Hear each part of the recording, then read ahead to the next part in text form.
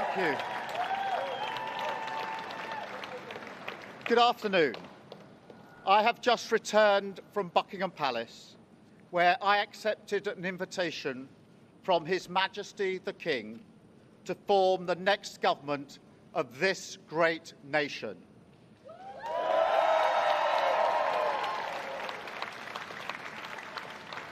I want to thank the outgoing Prime Minister, Rishi Sunak. His achievement as the first British Asian Prime Minister of our country, the extra effort that will have required, should not be underestimated by anyone. And we pay tribute to that today. And we also recognise the dedication and hard work he brought to his leadership. But now our country has voted decisively for change, for national renewal, and a return of politics to public service. When the gap between the sacrifices made by people and the service they receive from politicians grows this big, it leads to a weariness in the heart of a nation, a draining away of the hope, the spirit, the belief in a better future, that we need to move forward together. Now, this wound, this lack of trust, can only be healed by actions, not words. I know that. But we can make a start today with the simple acknowledgement that public service is a privilege and that your government should treat every single person in this country with respect. If you voted Labour yesterday, we will carry the responsibility of your trust as we rebuild our country. But whether you voted Labour or not, in fact, especially if you did not, I say to you directly, my government will serve you. Politics can be a force for good. We will show that. We've changed the Labour Party, returned it to service, and that is how we will govern. Country first, party second.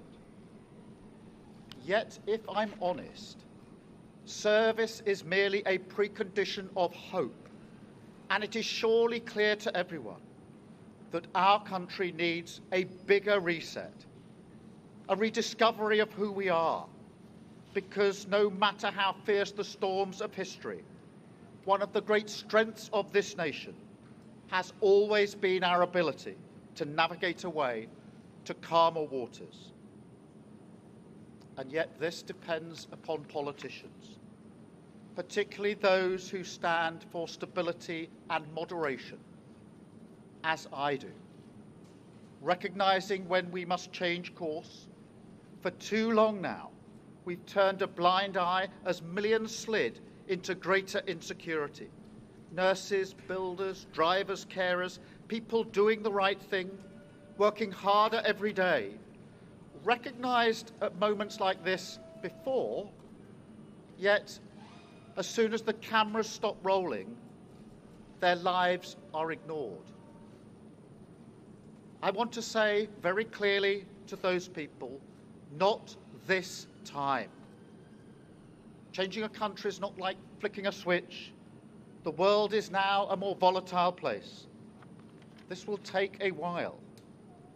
But have no doubt that the work of change begins immediately.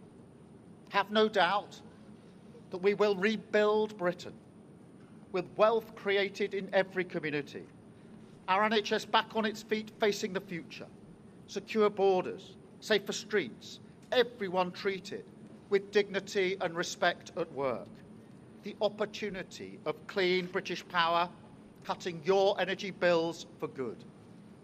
And brick by brick, we will rebuild the infrastructure of opportunity, the world-class schools and colleges, the affordable homes that I know are the ingredients of hope for working people, the security that working class families like mine can build their lives around.